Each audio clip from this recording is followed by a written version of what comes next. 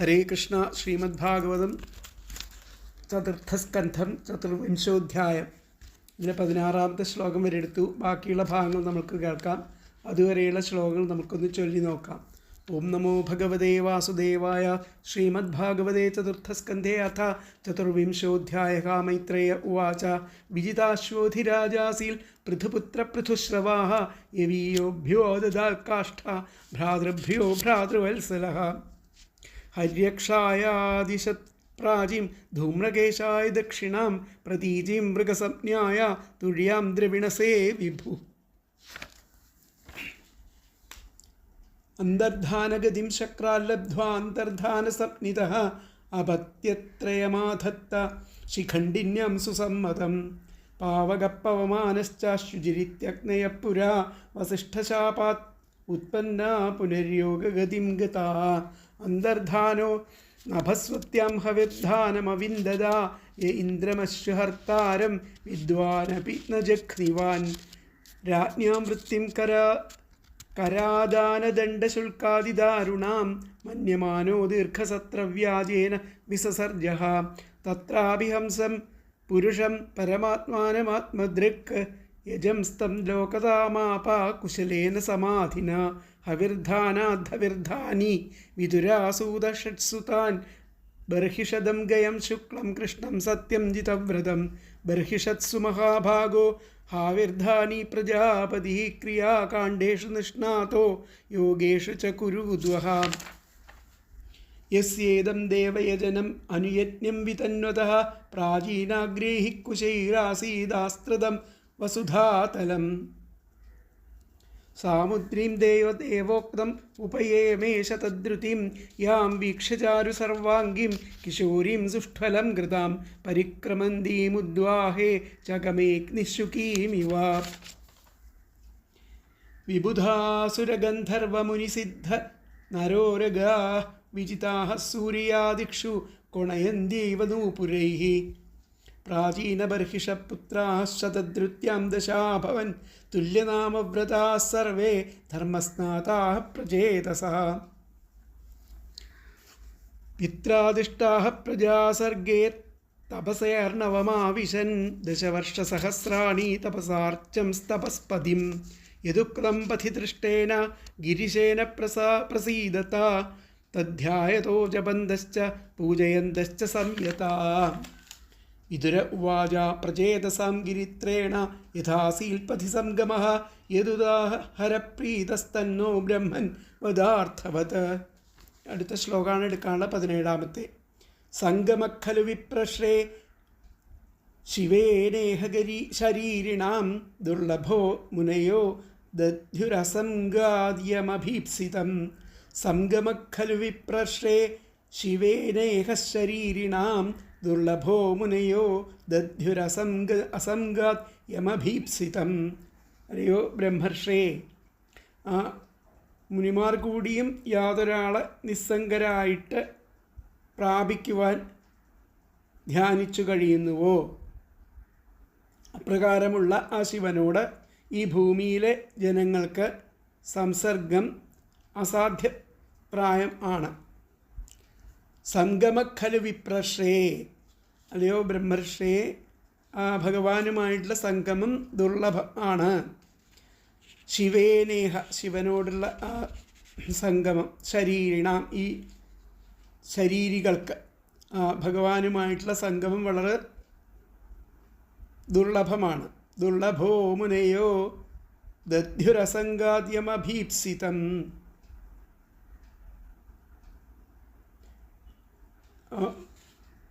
മുനിമാർ കൂടി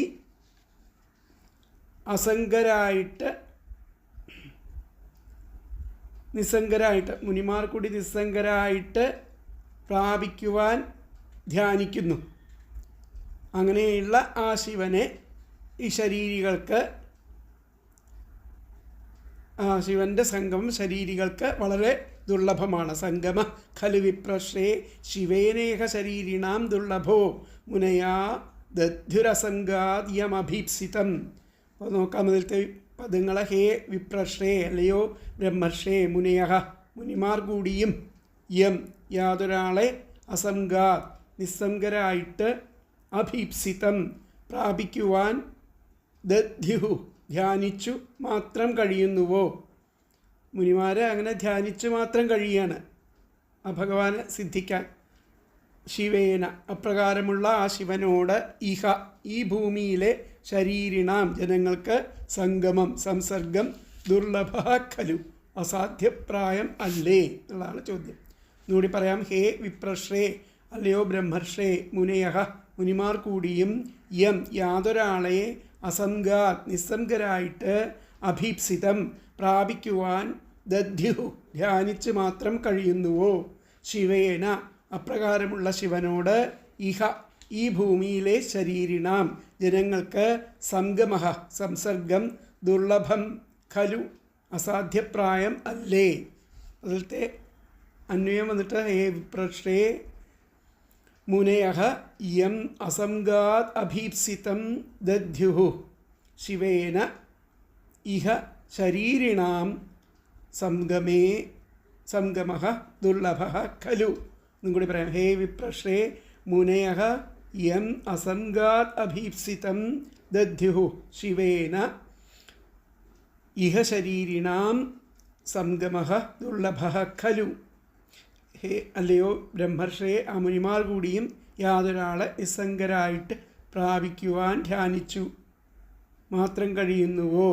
അപ്രകാരമുള്ള ശിവനോട് ഈ ഭൂമിയിലെ ജനങ്ങൾക്ക് സംസർഗം അസാധ്യപ്രായം അല്ലേ. അപ്പോൾ ഇവിടെ കഴിഞ്ഞ ശ്ലോകങ്ങളിൽ അല്ലയോ മൈത്രേയ മഹർഷിയെ പ്രചേതസ്സുകൾ ആ മാർഗമധ്യേ പരമേശ്വരനെ എങ്ങനെ കണ്ടെത്തിയെന്നും അവർക്ക് ആ സാരവത്തായ എന്താണ് ഉപദേശിച്ചു കൊടുത്തത് എന്നും പറഞ്ഞു തന്നാലും അല്ലയോ ബ്രഹ്മർഷി നിസ്സംഗനായിരിക്കുന്ന ശ്രീ പരമേശ്വരനെ ശരീരികൾക്ക് കാണാൻ സാധിക്കുക അതിദുർലഭം ആണല്ലോ. മുനികൾ പോലും അദ്ദേഹത്തെ സാക്ഷാത്കരിക്കാനുള്ള ആഗ്രഹത്തോടെ ധ്യാനത്തിൽ മാത്രം ദർശിക്കുന്നു എന്നുള്ളതാണ് ഈ 17ാമത്തെ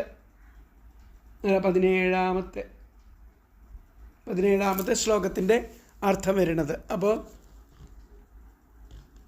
വിപ്രശ്രേ ആ മുനീശ്വരന്മാർക്ക് പോലും സർവസംഗ പരിത്യാഗേന ധ്യാനിച്ച് ആരാധിച്ചിട്ടും പ്രാപിക്കുവാൻ കഴിയാത്ത ആ ശ്രീരുദ്രനുമായിട്ടുള്ള ചേർച്ച ജീവികൾക്ക് ഈ ലോകത്തിൽ അതിദുർലഭം ആണല്ലോ.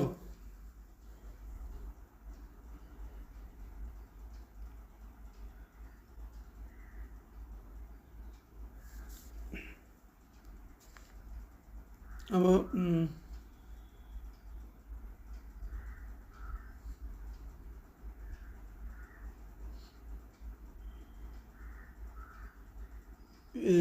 വിതുരർ പറയണതായിട്ടാണ് പറഞ്ഞത് കഴിഞ്ഞ ശ്ലോകത്തിൽ.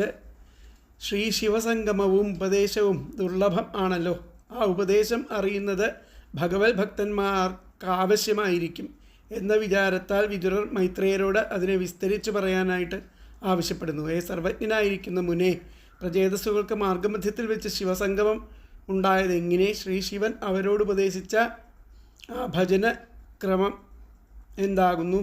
അതറിയുന്നത് കൊണ്ട് ഞങ്ങൾക്ക് പരമപ്രയോജനം ഉള്ളതിനാൽ അതിനെ ഞങ്ങളോട് പറയുവാൻ കരുണയുണ്ടാവണം. ഹേ ബ്രാഹ്മണോത്തമനായിരിക്കുന്ന ഋഷേ, ഈ ലോകത്തിൽ ജനിച്ചിരിക്കുന്ന ശരീരികൾക്ക് ശ്രീ ശിവനോട് സംസർഗം സിദ്ധിക്കുന്നത് ഏറ്റവും ദുർലഭമായ കാര്യമാണെന്നതിൽ സംശയമില്ല. മുനികൾ കൂടെ യാതൊരുവരെ കാണുവാൻ ആഗ്രഹിക്കുന്നവരായിട്ട് ധ്യാനിച്ചു കൊണ്ടിരിക്കുന്നതല്ലാതെ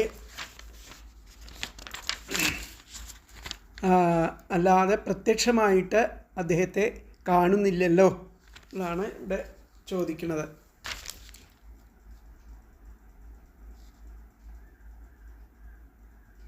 അതിനാൽ ആ ശ്രീ ശിവ സന്ദർശനം ആ പ്രചേതസ്സുകൾക്ക് സാധിപ്പാൻ പ്രത്യേക സംഗതി ഉണ്ടായിരിക്കണം എന്നുള്ളതാണ് പറയുന്നത്. അപ്പോൾ ഇവിടെ വ്യാഖ്യാനത്തിൽ എന്താണ് പറഞ്ഞതെന്ന് നോക്കാം.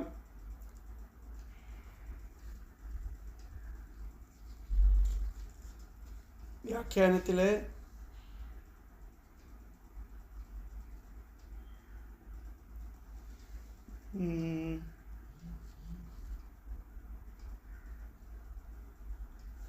മൈത്രേയ ഉവാച തേ പ്രചേതസഃ പിതൃവാക്യം ശിരസാ ഗൃഹീത്വാ തപ കർത്തും പശ്ചിമാദിശി അല്ല അതിന് മുമ്പേ ആണല്ലോ. വിതുരവാച ഹേ മുനെ, അല്ലയോ മുനിമാരെ, പ്രചേതസാം ശിവേന സഹ യഥാസംഗമ ആസീത്. പ്രചേതസ്സുകൾക്ക്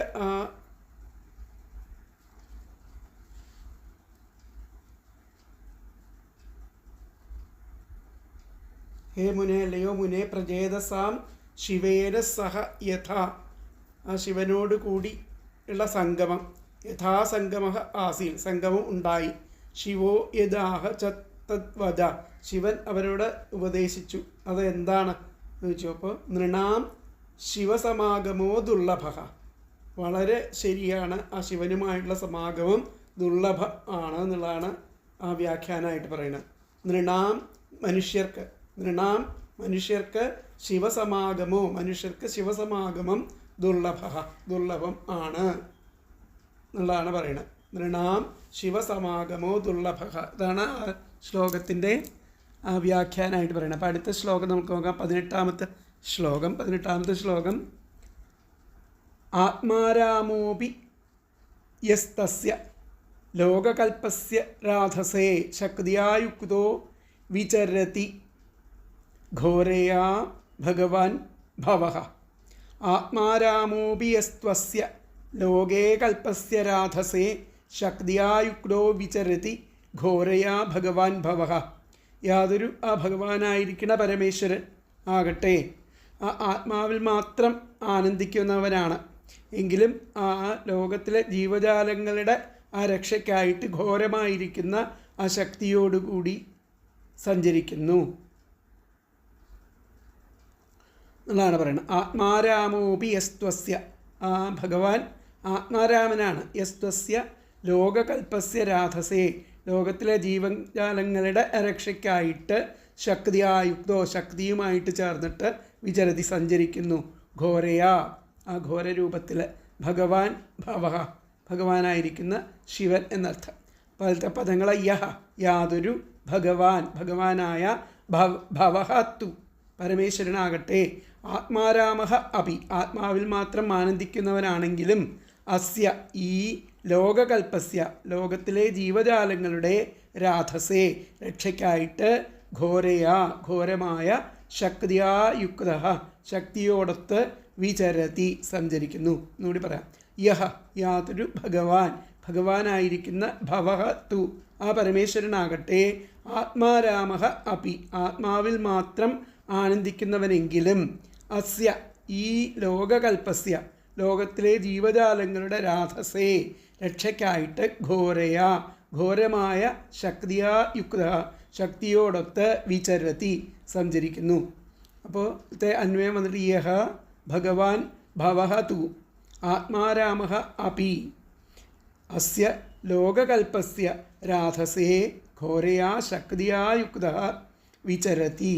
എന്നും കൂടി പറയാം. യഹ ഭഗവാൻ ഭവഃ തു ആത്മാരാമഃ അപി അസ്യ ലോകകൽപ്പസ്യ രാധസേ ഘോരയാ ശക്തിയായുക്ത വിചരതി. യാതൊരു ഭഗവാനായിരിക്കുന്ന പരമേശ്വരനാകട്ടെ ആത്മാവിൽ മാത്രം ആനന്ദിക്കുന്നവനാണെങ്കിലും ഈ ലോകത്തിലെ ജീവജാലങ്ങളുടെ രക്ഷയ്ക്കായിട്ട് ഘോരമായിട്ടുള്ള ആ ശക്തിയോടൊപ്പം സഞ്ചരിക്കുന്നു. അപ്പോൾ മാംസചക്ഷുസ് കൊണ്ട് ആ സാക്ഷാത്തായിരിക്കെ ഭഗവാനെ കാണാൻ കഴിയില്ല എന്നുള്ള ഭാവത്തിലാണ് പറയുന്നത്. അസംഗാതി യം അഭീപ്സിതം എന്നുള്ളതാണ് കഴിഞ്ഞ ശ്ലോകത്തിൽ. അസംഗാ യം അഭീപ്സിതം, താൻ ആത്മാരാമനാണെങ്കിലും ഈ ലോകത്തിൻ്റെ രക്ഷയ്ക്കായിക്കൊണ്ട് ശ്രീ പരമേശ്വരൻ ഘോരമായിരിക്കുന്ന ആ ശക്തിയോടൊത്ത് സഞ്ചരിക്കുന്നവനാണ്. അപ്പോൾ ഭഗവാനായിരിക്കുന്ന ശിവൻ ആത്മാരാമനാണെങ്കിലും ഈ ലോകത്തിൻ്റെ പരിപാലനത്തിന് ഘോരപ്രകൃതിയോടുകൂടി ചേർന്ന് ഇടയ്ക്ക് സഞ്ചരിക്കുന്നു.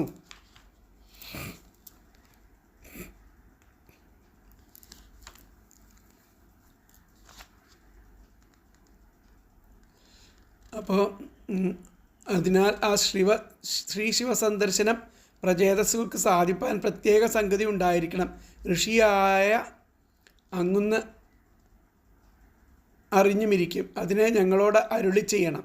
സംഹരിക്കുന്നതിന് ഉപകരിക്കുന്ന ഘോരശക്തിയെ ആശ്രയിക്കുന്നുവെങ്കിലും ആത്മാനന്ദത്തിൽ രമിച്ചുകൊണ്ടിരിക്കുന്ന പരമേശ്വര പരിപൂർണനായിരിക്കുന്ന ശ്രീ ശിവൻ ഭക്തജന മനോരഥത്തെ സാധിപ്പിക്കുവാൻ ഉള്ള ആ കാരുണ്യത്താൽ ലോകത്തിൽ സഞ്ചരിക്കുകയാണല്ലോ. അതിനാൽ ആ ഭഗവാൻ പ്രചേതസ്സുകളെ അനുഗ്രഹിച്ച സംഗതിയെ ഞങ്ങളോട് വിസ്തരിച്ച് പറയണം എന്നുള്ളതാണ് ഇവിടെ ഭാവം. അപ്പോൾ നമുക്കതിലത്തെ വ്യാഖ്യാനത്തിൽ നോക്കാം.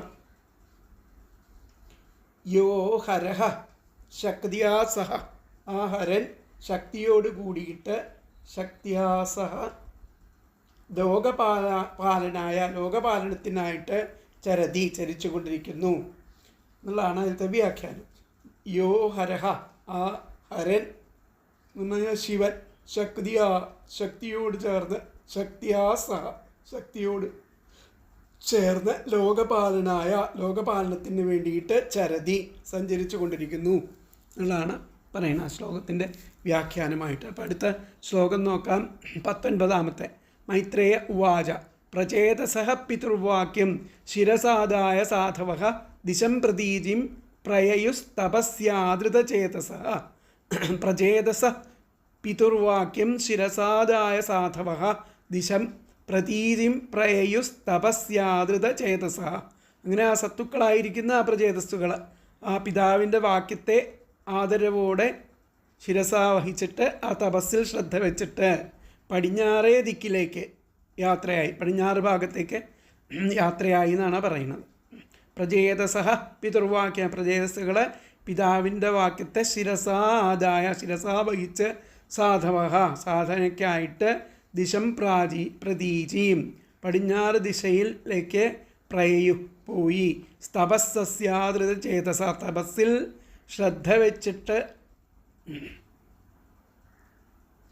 ആ ദിക്കിലേക്ക് യാത്രയായി. തപസ്യാദൃത ചേതസ, തപസ്സിൽ ശ്രദ്ധ വെച്ചിട്ടുള്ള ചേതസ്സോട് കൂടിയിട്ട് ആ ദിശയിലേക്ക് യാത്രയായി എന്നുള്ളതാണ് പറയുന്നത്. പോലത്തെ പദങ്ങൾ സാധവഃ സത്തുക്കളായിരിക്കുന്ന പ്രചേതസഃ പ്രചേതസ്സുകൾ പിതുഹു വാക്യം പിതൃവാക്യത്തെ ആദൃത ചേതസഃ ആദരവോടെ ശിരസാവഹിച്ചിട്ട് തപസ്സിൽ മാത്രം ശ്രദ്ധ വെച്ച് പ്രതീചിം പടിഞ്ഞാറേ ദിക്കിലേക്ക് പ്രയയു യാത്രയായി. എന്നുകൂടി പറയാം. സാധവഃ സത്തുക്കളായിരിക്കുന്ന പ്രചേതസഃ ആ പ്രചേതസ്സുകൾ പിതൃവാക്യത്തെ ആദൃത ചേതസഃ ആദരവോടെ ശിരസാവഹിച്ച് തപസ്സിൽ മാത്രം ശ്രദ്ധ വെച്ച് പ്രതീചിം പടിഞ്ഞാറേ ദിക്കിലേക്ക് യാത്രയായി. പോലത്തെ അന്വയം വന്നിട്ട് സാധവഃ പ്രചേതസഃ പിതുഹു വാക്യം ആദൃതചേതസാ ശിരസാ ആദായ തപസി പ്രതീചീം ദിശം പ്രയയുഹു. എന്നുകൂടി പറയാം. സാധവഃ പ്രചേതസഃ പിതുഹു വാക്യം ആദൃതചേതസാം ശിരസാ ആദായ തപസി പ്രതീചീം ദിശം പ്രയയുഹു. സത്തുക്കളായിരിക്കുന്ന ആ പ്രചേതസ്സുകൾ പിതൃവാക്യത്തെ ആദരവോടെ ശിരസാവഹിച്ചിട്ട് തപസ്സിൽ മാത്രം ശ്രദ്ധ വെച്ച് ആ പടിഞ്ഞാറേ ദിക്കിലേക്ക് യാത്രയായി. സജ്ജനങ്ങളായിരിക്കുന്ന ആ പ്രചേതസ്സുകൾ തങ്ങളുടെ പിതാവിൻ്റെ ആ നിർദ്ദേശത്തെ ആദരവോടെ ശിരസാവഹിച്ച് തപസ് ചെയ്യുവാൻ നിശ്ചയിച്ച് ആ പടിഞ്ഞാറോട്ടേക്ക് യാത്രയായി.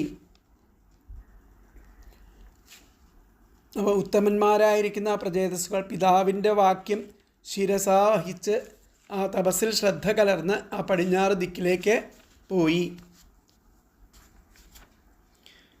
പ്രകൃഷ്ടമായിരിക്കുന്ന സത്വഗുണം അധികരിച്ച മനസ്സുള്ളവർ എന്നാണ് പ്രചേതസ്സുകൾ എന്നുള്ളതിൻ്റെ അർത്ഥം. പ്രകൃഷ്ടമായ സത്വഗുണം അധികരിച്ച മനസ്സുള്ളവർ എന്നാണ് പ്രചേതസ്സുകൾ എന്ന പദത്തിനർത്ഥം.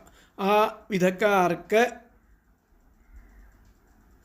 ഭഗവത് ഭക്തിയിൽ അല്ലാതെ സംസാരത്തിൽ താല്പര്യമുണ്ടാവുകയില്ല. അതിനാൽ ജന്മനാ വിരക്തരാകുന്നുവെങ്കിലും പിതൃവാക്യത്തെ പരിപാലിക്കുക ഇല്ലെന്നുള്ള ആ സദാചാരത്തിൽ ശ്രദ്ധയുള്ളവരായിരുന്നതിനാൽ പ്രജാഭിവൃദ്ധിക്ക് കാരണമായിരിക്കുന്ന ആ സംസാരത്തെ സ്വീകരിക്കാം എന്ന് ഉറച്ചു. അതുനിമിത്തം ആ ജന്മജരാവ്യാധി ഹേതുകമായിരിക്കുന്ന ആ സംസാരബന്ധം ബാധിക്കാതെ ഇരിക്കണമെങ്കിൽ ആ ശ്രീഹരിപ്രസാദം ഉണ്ടാകണമെന്ന് നിശ്ചയിച്ചതുകൊണ്ടാണ് തപസ്സിൽ ഏർപ്പെടുവാൻ നിശ്ചയിച്ചത് എന്ന് സിദ്ധിച്ചതുകൊണ്ട് ഇവർ ജന്മം മുതൽക്കേ തന്നെ സാധുക്കളും ഭഗവത് ഭക്തന്മാരും ആണെന്നറിഞ്ഞ ആ സർവജ്ഞനും സർവശക്തനുമായിരിക്കുന്ന ശ്രീ ശിവൻ ഭക്തന്മാരുടെ ആ മൂലജ്ഞാനത്തെ സംഹരിക്കുന്ന പരമജ്ഞാനത്തെ ഉപദേശിക്കുന്ന ആ സർവലോക അവർക്ക് സന്ദർശനത്തെയും നൽകി എന്നുള്ള മറുപടി ഇവിടെ സൂചിപ്പിച്ചിരിക്കുന്നു.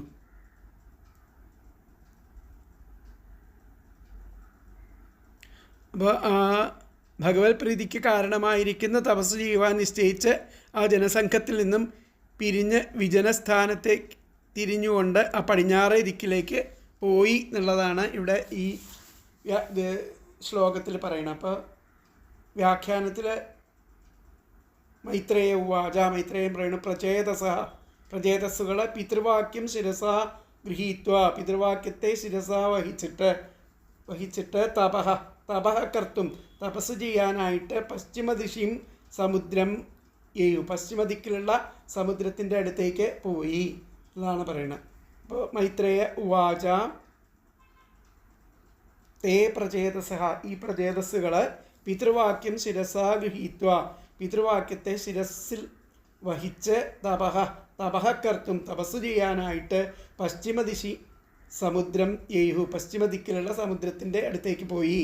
അപ്പോൾ മൈത്രേയ ഉവാച തേ പ്രചേതസഃ പിതൃവാക്യം ശിരസാ ഗൃഹീത്വ തപഃ കർത്തും പശ്ചിമദിശി സമുദ്രം യയുഹു എന്നാണ് അതിൽ പറയുന്നത്. അടുത്ത ശ്ലോകം നോക്കാം. അപ്പോൾ 20ാമത്തെ ശ്ലോകം.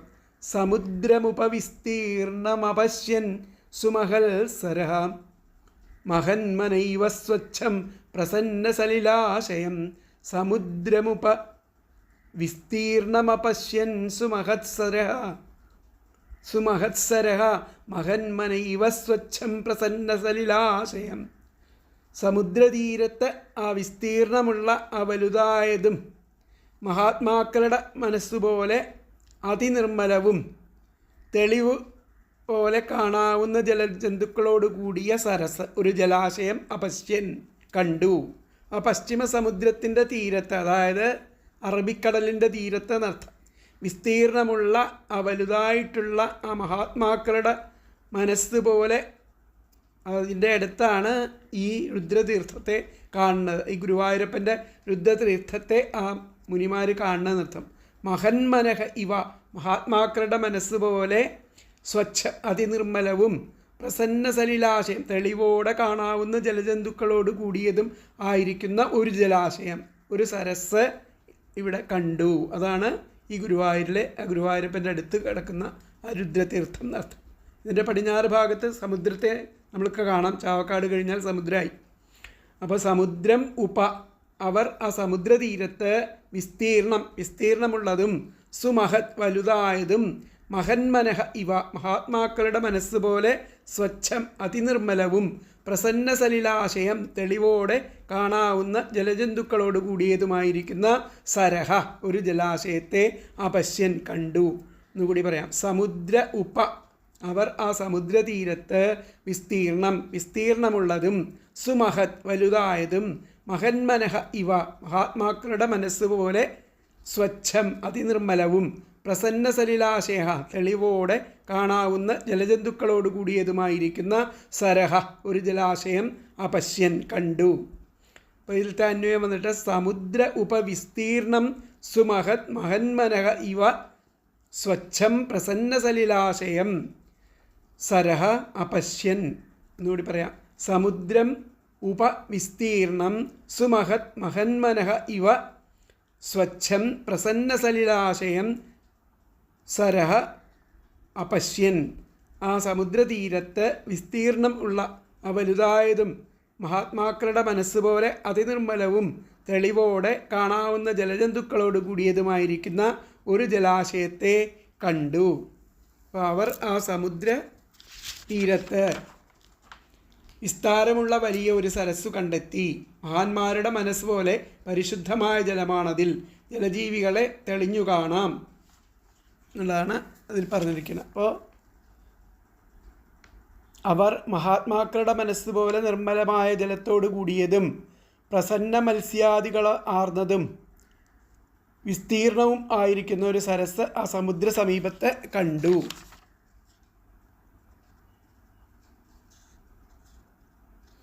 പടിഞ്ഞാറേ ദിക്കിലേക്ക് സഞ്ചരിക്കുന്ന ആ പ്രജേതസ്സുകൾ ഒരു ദിക്കിലെത്തിയപ്പോൾ അതിമഹത്തായിരിക്കുന്ന ഒരു തടാകം കണ്ടു. അതിൻ്റെ വിസ്താരം ഏകദേശം സമുദ്രത്തിൻ്റേതുപോലെ തന്നെ അത്ര വിസ്താരം വലുതായിരുന്നു. ഭഗവത് ഭക്തന്മാരായിരിക്കുന്ന മഹാജനങ്ങളുടെ തപസ് പോലെ നിർമ്മലമായും ആനന്ദം നിറഞ്ഞവർ എന്ന പോലെ പ്രസന്നങ്ങളായും ഇരുന്ന മത്സ്യാദി ജന്തുക്കളോട് കൂടിയതും ആയിരുന്നു ആ തടാകം. നീലരക്തവർണ്ണമുള്ള ഉൽപ്പലങ്ങൾ അടുത്ത ശ്ലോകത്തിൽ. അപ്പോൾ ഇതിലെ വ്യാഖ്യാനത്തിൽ നോക്കാം. സമുദ്രവത് വിസ്തീർണമേകം, സമുദ്രത്തിന് തുല്യം വിസ്തീർണത്തോടു കൂടിയ ഏകം സരോവരം, ഒരു സരോവരത്തെ ദൃശു കണ്ടു. കഥം ഭൂതം സരോവരം, അതിശയം ആയിരിക്കുന്നു. എന്ത് പറയണം ആ സരോവരത്തെ പറ്റിയിട്ടെന്നുള്ളത്. സമുദ്രവത് വിസ്തീർണമേകം, സമുദ്രത്തിന് തുല്യം വിസ്തീർണമായിരിക്കുന്ന ഒരു സരോവരം, സരോവരത്തെ ദൃശു അവർ കണ്ടു. കഥം ഭൂതം സരോവരം, എങ്ങനെ ആ സരോവരത്തെ പറ്റി പറയണം എന്നർത്ഥം. അപ്പോൾ വ്യാഖ്യാനം വന്നിട്ട് സമുദ്രവത് വിസ്തീർണമേകം സരോവരം ദദൃശുഹു. അപ്പോൾ അടുത്ത ശ്ലോകം നമുക്ക് നോക്കാം.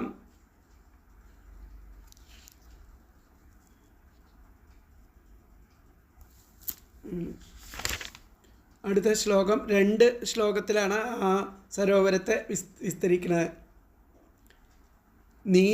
നീലരക്തോൽപലാംഭോജ കൽഹാരേന്ദീവരാകരം ഹംസസാരസചക്രാഹുകാരണ്ഡവനിഗൂജിതം മത്തഭ്രമരസൗസ്വർയ ഹൃഷ്ടരോമലതാംഘ്രിപം പത്മകോശരജോ ദിക്ഷു വിക്ഷിപത് പവനോത്സവം. നൂടി ചൊല്ലാം. നീലരക്തോത്പലാംഭോജ കൽഹാരേന്ദീവരാകരം ഹംസസാരസചക്രാഹ്വകാരണ്ഡവനിഗൂജിതം മത്തഭ്രമരസൗസ്വർയ ഹൃഷ്ടരോമലതാംഘ്രിപം പത്മകോശരജോ ദിക്ഷു വിക്ഷിപ്തപവനോത്സവം.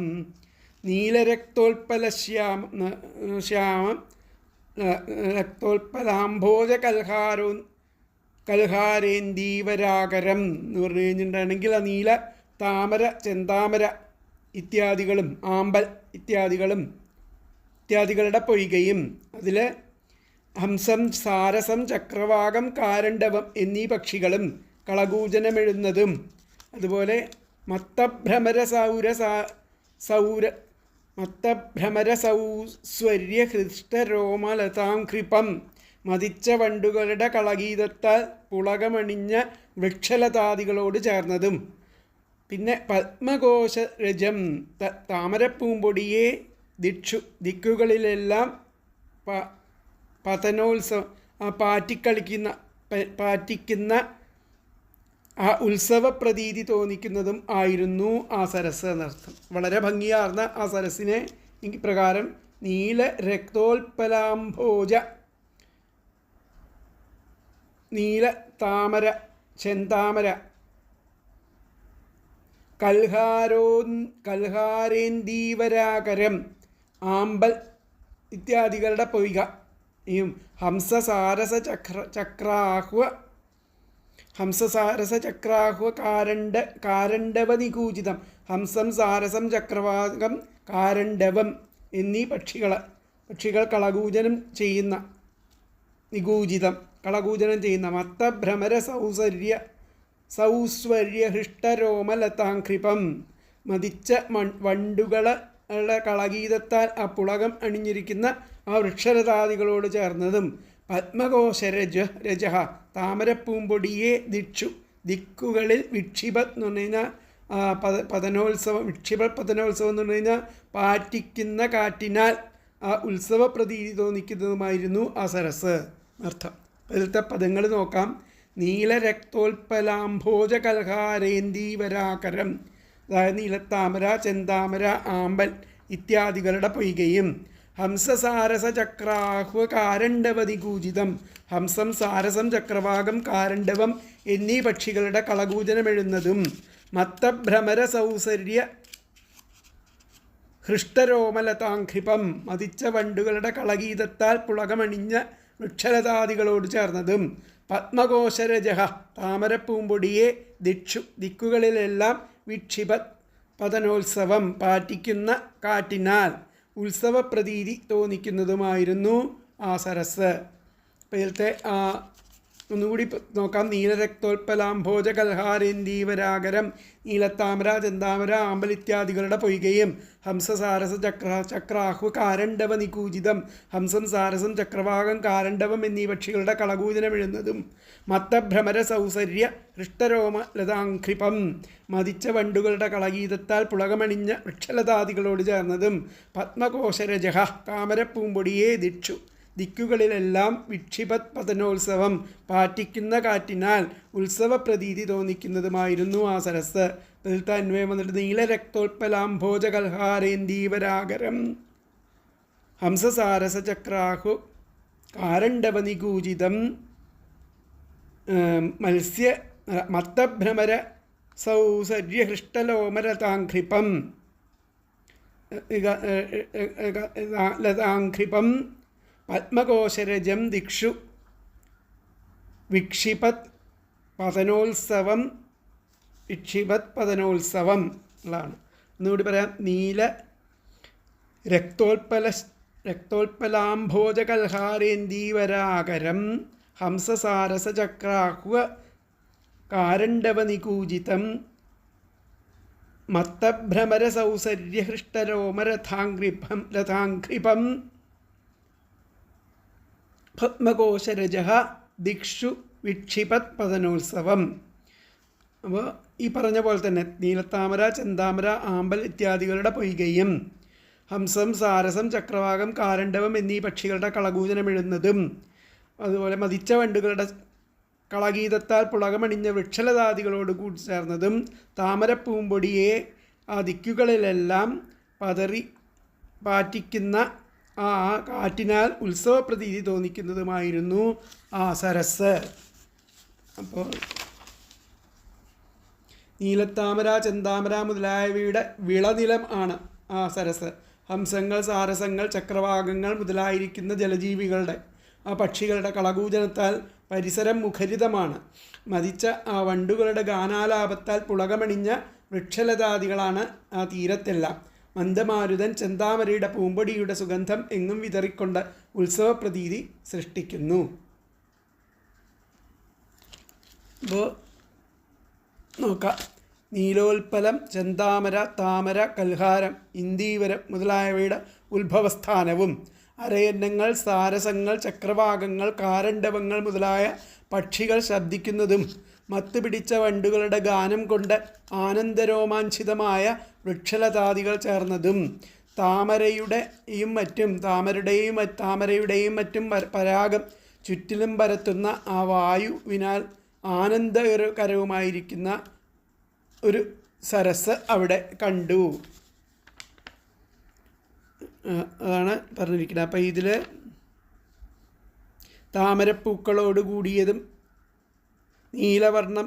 നീലരക്തവർണ്ണമുള്ള ഉൽപ്പലങ്ങളും താമരപ്പൂക്കളോട് കൂടിയതുമായിരുന്നു ആ സരസ്. നീലത്താമരകൾ നിറഞ്ഞു നിൽക്കുന്നുണ്ട്. ഹംസങ്ങൾ, കുളക്കോഴികൾ, ചക്രവാകങ്ങൾ, എരണ്ടകൾ എന്നീ പക്ഷിവർഗങ്ങൾ ഇടതടവില്ലാതെ കരഞ്ഞുകൊണ്ടിരിക്കുന്നു. പൂന്തേൻ നുകർന്ന് മതിച്ചിരിക്കുന്ന വണ്ടുകളുടെ സ്വരമാധുര്യത്താൽ രോമാഞ്ചം വഹിച്ചിരിക്കുന്ന വൻമരങ്ങൾ കരയിൽ നിരനിരയായി നിൽക്കുന്നുണ്ട്. പൂമൊട്ടുകളെ വികസിപ്പിച്ച് അവയിലെ പൊടികളെ 4 ഭാഗത്തും വ്യാപിപ്പിക്കുന്ന ഇളങ്കാറ്റിൻ്റെ ഉത്സവം അവിടെ നടന്നുകൊണ്ടിരിക്കുന്നു. ഇതാണ് ശ്ലോകത്തിൻ്റെ അർത്ഥം വരണം. അപ്പോൾ വ്യാഖ്യാനത്തിൽ നോക്കാം നമുക്ക്. വ്യാഖ്യാനത്തിൽ നീലരക്താദി കമലേയുക്തം നീല താമര ോട് കൂടിയിട്ട് നീലരക്താദി കമലേര്യുക്തം ഹംസസാരസ ചക്രവാകാദിഭി ശബ്ദിതം. ഹംസം സാരസം ചക്രവാദം വാകം തുടങ്ങിയിട്ടുള്ള പക്ഷികൾ ശബ്ദിച്ചു കൊണ്ടിരിക്കുന്നതും ഉന്മത്ത ഭ്രമര ശബ്ദേന മത്ത് പിടിച്ച ആ ഭ്രമരങ്ങളുടെ ശബ്ദം കൊണ്ട് ആ വൃക്ഷലതാദിഭി ശോഭിതം, അവിടുത്തെ ആ വൃക്ഷലതാദികൾ ശോഭിക്കുന്നതും ആയിട്ടുള്ള തത്ര ദിവ്യം ഗായന്തം ശ്രുത്വ, അവിടെ അങ്ങനെ ദിവ്യമായിരിക്കുന്ന ഗാനം കേട്ട് വിസ്മയം പ്രാപുഹു, വിസ്മയത്തെ പ്രാപിച്ചു. അപ്പോൾ ഇതിൽ ഇപ്പോൾ നീലരക്താദി കമലൈര്യുക്തം ഹംസസാരസ ചക്രാദിഭിശബ്ദിതം. അപ്പം നീല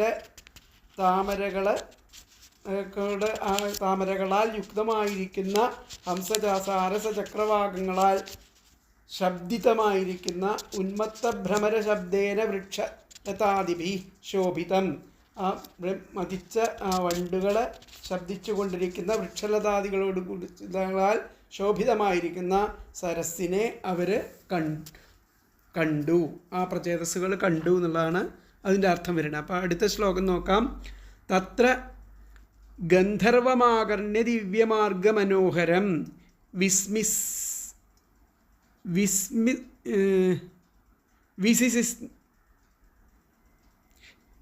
വിസിസ്മ്യൂ രാജപുത്രാസ്തേ മൃദംഗപണവാദ്യനു തത്ര ഗന്ധർവമാകർണ്യ ദിവ്യമാർഗമനോഹരം വിസിസ്മ്യൂ രാജപുത്രാസ്തേ മൃദംഗപണവാദ്യനു. അപ്പോൾ ആ രാജപുത്രന്മാരെന്നാണ് ഇവിടെ പറഞ്ഞിരിക്കുന്നത്. പൃഥുവിൻ്റെ പുത്രന്മാർ പ്രചേതസ്സുകൾ, അപ്പോൾ രാജപുത്രന്മാർ തന്നെയാണ്. ആ രാജപുത്രന്മാർ അവിടെ ദിവ്യമാർഗം, മനോഹരമായിരിക്കുന്ന ആ മനസ്സിനെ ആനന്ദിപ്പിക്കുന്നതും മൃദംഗം മദ്ദളം മുതലായ വാദ്യഘോഷത്തോടു കൂടിയതുമായിരിക്കുന്ന പാട്ടുകൾ കേട്ട് ഗാനം ആകർണ്യ കേട്ടിട്ട് വിസ്മയിച്ച് നടക്കുകയാണ് ചെയ്യുന്നത്. അവിടെ തത്ര ഗന്ധർവമാകർണ്യ, അവിടെ ഗന്ധർവന്മാരുടെ ആ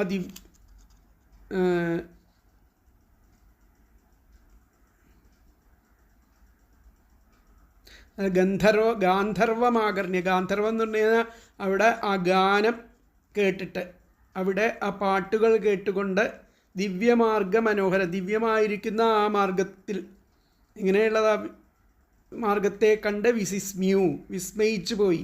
രാജപുത്രാസ്തേ, ആ രാജപുത്രന്മാരായിരിക്കുന്ന പ്രജേതസ്സുകൾ അവിടെ മൃദംഗപണവാദ്യനു, അതിന് ഈ ഗാനത്തോടു കൂടിയിട്ട് മൃദംഗം തുടങ്ങിയിട്ടുള്ള വാദ്യഘോഷങ്ങൾ അങ്ങനെ കേൾക്കുന്നുണ്ട് എന്നർത്ഥം.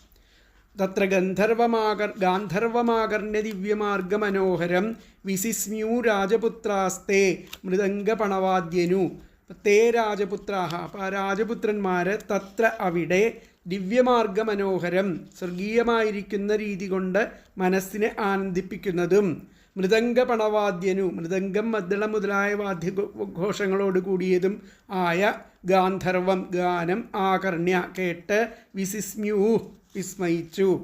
എന്നുകൂടി പറയാം. തേ രാജപുത്രാഹ, ആ രാജപുത്രന്മാർ തത്ര അവിടെ ദിവ്യമാർഗമനോഹരം, സ്വർഗീയമായ രീതി കൊണ്ട് മനസ്സിനെ ആനന്ദിപ്പിക്കുന്നതും മൃദംഗപണവാദ്യനു, മൃദംഗം മദ്ദളം മുതലായ വാദ്യഘോഷങ്ങളോട് കൂടിയതും ആയ ഗാന്ധർവം, ഗാനം ആകർണ്യ കേട്ട് വിസിസ്മ്യൂഹു വിസ്മയിച്ചു. അപ്പോൾ അതിൽ തന്നെ വന്നിട്ട് തേ രാജപുത്രാഹ തത്ര ദിവ്യമാർഗ മൃദംഗപണവാദ്യനു ഗാന്ധർവം ആകർണ്യ വിസിസ്മ്യൂ. എന്നുകൂടി പറയാം. തേ രാജപുത്രാഹ തത്ര ദിവ്യമാർഗമനോഹരം, തത്ര ദിവ്യമാർഗമനോഹരം ഉണ്ട്. മൃദംഗപണവാദ്യനു ഗാന്ധർവം ആകർണ്യ വിസിസ്മ്യൂ. അപ്പോൾ ആ രാജപുത്രന്മാരെ അവിടെ ആ മനോഹരവും സ്വർഗീയമായ രീതി കൊണ്ട് മനസ്സിനെ ആനന്ദിപ്പിക്കുന്നതും മൃദംഗം മദ്ദളം മുതലായ വാദ്യഘോഷങ്ങളോട് കൂടിയതുമായിരിക്കുന്ന ഗാനം കേട്ട് വിസ്മയിച്ചു. അപ്പോൾ അവർ അവിടെ സ്വർഗോചിതമായിരിക്കുന്ന രീതിയിൽ ഒരു ഗാനോത്സവം നടക്കുന്നു. മൃദംഗം മദ്ദളം മുതലായിരിക്കുന്ന മംഗളവാദ്യങ്ങൾ അതിന് ശ്രുതി പിടിക്കുന്നുണ്ട്. രാജകുമാരന്മാരായിരിക്കുന്ന അവർ ഇതെല്ലാം കണ്ടും കേട്ടും വിസ്മയിച്ചു. പ്രചേതസ്സുകൾ തപസ്സനുഷ്ഠിച്ച തടാകം ഏതു ദേശത്താണെന്ന് വാൽമീകി രാമായണത്തിൽ നിന്ന് ഒരു സൂചന ലഭിക്കും. സീതാന്വേഷണാർത്ഥം ദക്ഷിണ ദേശത്തിലേക്ക് പുറപ്പെട്ട ഹനുമൽ പ്രഭൃതികളായിരിക്കുന്ന വാനരന്മാർ കണ്ടു മഹർഷിയുടെ ആശ്രമം സ്ഥിതി ചെയ്തിരുന്ന പ്രദേശം കണ്ടതായി പറയുന്നു.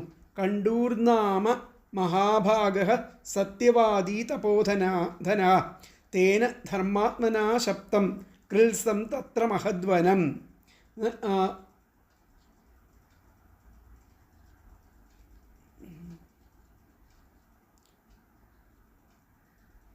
ഒരു ശ്ലോകത്തിൽ പറയുന്നുണ്ട്. കണ്ടു മഹർഷിയുടെ തപോവനം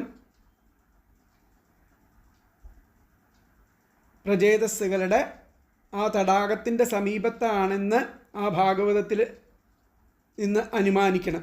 ഇതിനും തെക്കാണ് വിന്ധ്യനും മറ്റും. അപ്പോൾ ഹനൂമൽ പ്രമുഖാസ്താവത് പ്രസ്ഥിതാഃ പ്ലവഗർഷഭാ വിന്ധ്യമേവാദിതഃ കൃത്വാ വിചേരുശ്ച സമന്തതഃ. കണ്ടുവിൻ്റേത് കഴിഞ്ഞ് പിന്നെയും തെക്കാണ് വിന്ധ്യനെന്ന് വരുന്നു. അപ്പോൾ നാം സാധാരണ സങ്കല്പിക്കാറുള്ള സ്ഥലങ്ങൾ പുരാണാദികളിൽ വ്യത്യസ്തമായി കാണാം. ഗാന്ധർവം എന്നാൽ ഗാനം എന്നുള്ളതാണ് അർത്ഥം. വിസിസ്മ്യു എന്നത് വിസ്മയിച്ചു എന്ന അർത്ഥത്തിലുള്ള ഒരു ആശപ്രയോഗമാണ്.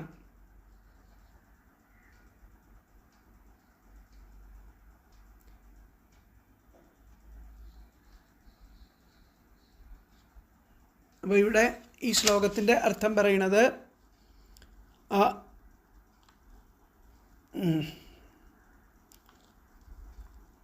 ആ രാജപുത്രന്മാരെ അവിടെ മൃദംഗം, പണവം മുതലായിരിക്കുന്ന ആ വാദ്യഘോഷങ്ങളെ തുടർന്ന് ദിവ്യമായിരിക്കുന്ന ആലാപനത്തോടു കൂടിയതായിരിക്കുന്ന മനോഹര ഗീതം കേട്ട് അത്ഭുതപരവശർ ആയി എന്നുള്ളതാണ് പറയുന്നത്. അപ്പോൾ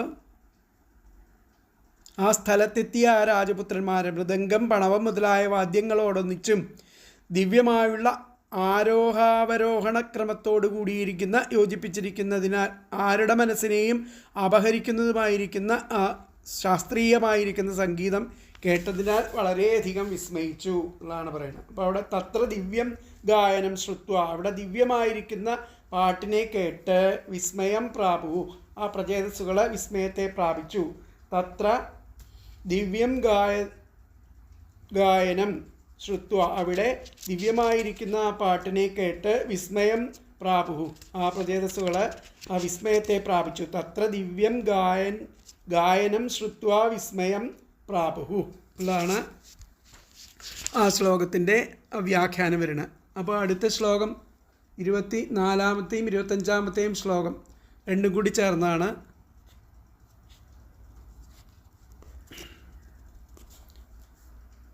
തർഹ്യേവ സരസസ്തസ്മാൻ നിഷ്ക്രാമന്തം സഹാനുഗം ഉപഗീയമാനമരപ്രവരം വിബുധാനുഗൈഃ തപ്തഹേമനികായാഭം ശ്രുതികണ്ഠം ത്രിലോചനം പ്രസാദസുമുഖം വീക്ഷ്യ പ്രണേമുർജാതകൗതുകാഃ. എന്നുകൂടി പറയാം. തർഹ്യേവ സരസസ്തസ്മാത്, ആ സരസിലെന്നർത്ഥം. സരസസ്തസ്മാത് നിഷ്ക്രാമന്തം, അവിടെ അങ്ങനെ കയറി വരുന്നവനും സഹാനുഗം, ആ പാർഷദന്മാരോട് കൂടിയതുമായിരിക്കുന്ന ഉപഗീയമാനമരപ്രവരം, എന്തു ചെയ്യണു? പാടിപ്പുകഴ്ത്തപ്പെട്ടും കൊണ്ട് വരുന്ന ആ അമരന്മാരോട് ചേർന്ന്, ദേവന്മാരോട് ചേർന്ന് വിബുധാനുഗൈഹി, ദേവന്മാരാകുന്ന അനുയായികളാൽ, അങ്ങനെ തപ്തഹേമനികായാഭം ശിതികണ്ഠം ത്രിലോചനം, ആ ശിവനെ പറ്റിയിട്ടാണ് പറയുന്നത്. ഹേമനികായാഭം, നല്ല വെളുത്ത നിറത്തോടു കൂടിയിരിക്കുന്ന ആ ശോഭയാർന്ന ആ ശിതികണ്ഠൻ, ത്രിലോചനൻ ആയിരിക്കുന്ന പ്രസാദസുമുഖനായിരിക്കുന്ന ആ ശിവനെ, പരമേശ്വരനെ വീക്ഷ്യ കണ്ടിട്ട് പ്രണമിച്ച് ജാതകൗതുകാഃ, ദണ്ഡ നമസ്കാരം ചെയ്തു എന്നുള്ളതാണ് പറയുന്നത്. അപ്പോൾ തർഹ്യേവ സരസസ്തസ്മാൻ നിഷ്ക്രാമന്തം സഹാനുഗം ഉപഗീയമാനം അമരപ്രവരം വിബുധാനുഗൈഃ തപ്തഹേമനികായാഭം ശ്രുതികണ്ഠം ത്രിലോചനം പ്രസാദസുമുഖം വീക്ഷ്യ പ്രണേമുർജാതകൗതുകാഃ. അതിലത്തെ പദങ്ങൾ തർഹി ഏവ, അപ്പോൾ തന്നെ, തസ്മാത് സരസഃ, ആ ജലാശയത്തിൽ നിന്ന് സഹാനുഗം പാർഷദന്മാരോടുകൂടെ നിഷ്ക്രാമന്തം കയറി വരുന്നവനും, ജലാശയത്തിൽ നിന്ന് കയറി വരുന്നവനും, വിബുധാനുഗൈ ദേവന്മാരാകുന്ന അനുയായികളാൽ ഉപഗീയമാനം പുകഴ്ത്തപ്പെട്ടവനും, തപ്തഹേമനികായാഭം ഉരുക്കി കറകളഞ്ഞ ആ തങ്കക്കട്ടികളൊത്ത ശോഭയോടുകൂടിയവൻ, സ്വർണ്ണ നിറത്തോടു കൂടിയവൻ എന്നാണ് അവർ.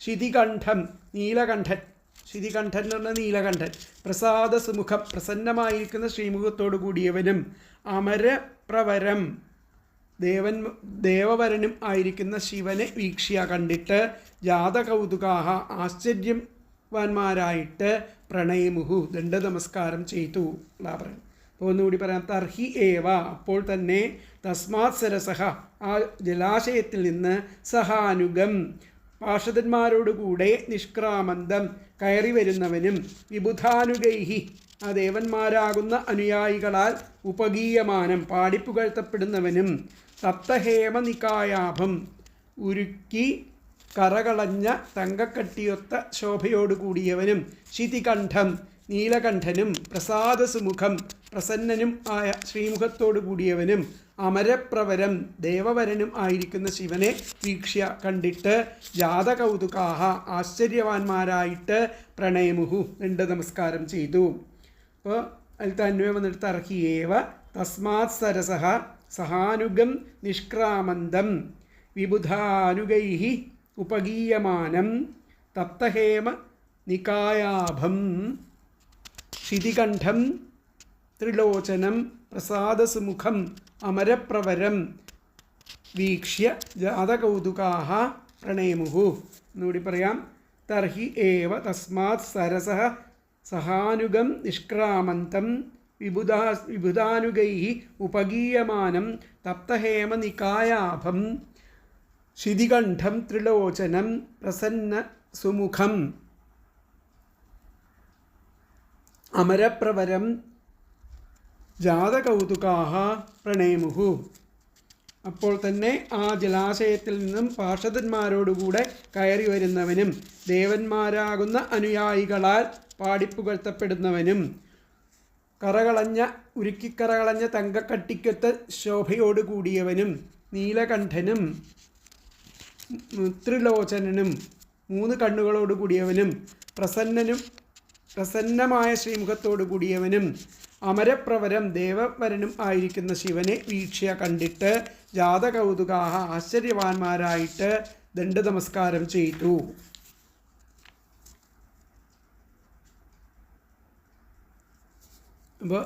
അപ്പോൾ തന്നെ ആ സരസിൽ നിന്നും ശ്രീപരമേശ്വരൻ സ്വഗണങ്ങളോടുകൂടി ആവിർഭവിച്ചു. അനുചരന്മാരായിരിക്കുന്ന ദേവാദികൾ പാടുന്നു. ചുട്ടുപഴിപ്പിച്ച സ്വർണത്തിൻ്റെ വർണ്ണമാണ് അദ്ദേഹത്തിന്. കഴുത്തിൽ നീലമറുകുണ്ട്, 3 തൃക്കണ്ണുകളുണ്ട്. തൻ്റെ മുഖഭാവം കൊണ്ട് അവരിൽ പ്രസാദിച്ചവനെന്ന് തോന്നിക്കുന്നു. അപ്രകാരമുള്ള ആ ശ്രീപരമേശ്വരനെ പ്രജേതസ്സുകൾ അത്യാദരവോടും സന്തുഷ്ടിയോടും കൂടി നമസ്കരിച്ചു.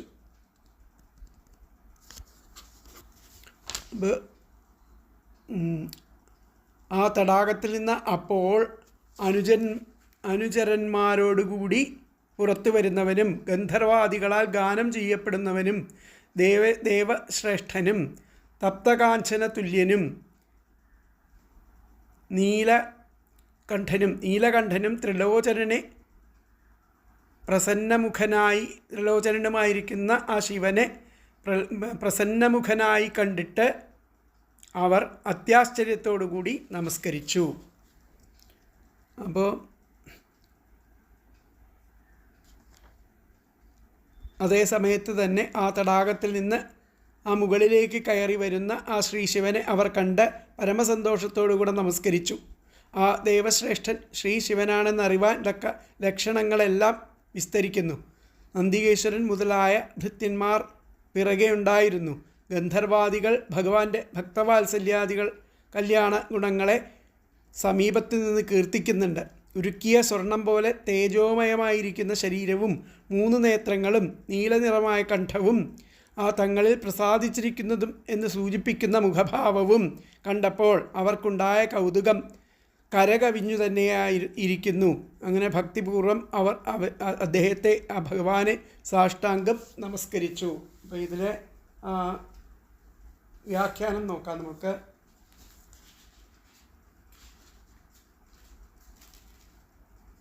തർഹ്യേവ തസ്മാത് സരസോ, അപ്പോൾ ആ സരസിൽ നിന്നും നിഷ്ക്രാമന്തം പുറത്തു വരുന്ന ദേവപ്രവരം, ദേവവരനായിരിക്കുന്ന, ദേവശ്രേഷ്ഠനായിരിക്കുന്ന, അനുചരം, അനുചരന്മാരോട് കൂടിയിരിക്കുന്ന, പ്രസാദസമുഖം, പ്രസന്നമായ മുഖത്തോടു കൂടിയ ത്രിലോചനം, ആ ശിവനെ, ത്രിനേത്രനായിരിക്കുന്ന ശിവനെ വീക്ഷ്യ കണ്ടിട്ട്, തം അവർക്ക് ജാതാനന്ദാഹ ആനന്ദം ഉണ്ടായി.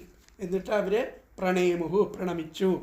തർഹ്യേവ തസ്മാത് സരസോ, അവിടെ ആ സരസിൽ നിന്നും നിഷ്ക്രാമന്തം പുറത്തേക്ക് വരുന്ന ദേവപ്രവരം, ദേവശ്രേഷ്ഠനായിരിക്കുന്ന അനുചരം, അനുചരന്മാരോടുകൂടിയ, പ്രസാദസുമുഖം ത്രിലോചനം, പ്രസാദം ആർന്ന മുഖത്തോടുകൂടിയ ആ ത്രിലോചനായിരിക്കുന്ന ശിവനെ വീക്ഷ്യ കണ്ടിട്ട്, ജാതാനന്ദാഹ ആനന്ദത്താൽ, ആനന്ദാതിരേകത്താൽ അദ്ദേഹത്തെ പ്രണയമുഹു പ്രണമിച്ചു. അതിലത്തെ വ്യാഖ്യാനം തർഹ്യേവ തസ്മാത് സരസോ നിഷ്ക്രാമന്തം ദേവപ്രവരം സാനുചരം പ്രസാദസുമുഖം ത്രിലോചനം ശിവം വീക്ഷ്യ തം ജാതാനന്ദ പ്രണേമുഹു ഉള്ളതാണ് അതിലത്തെ വ്യാഖ്യാനം. അപ്പോൾ ബാക്കി ഭാഗങ്ങൾ അടുത്ത ക്ലാസ്സിൽ കേൾക്കാം. ഹരേ കൃഷ്ണ.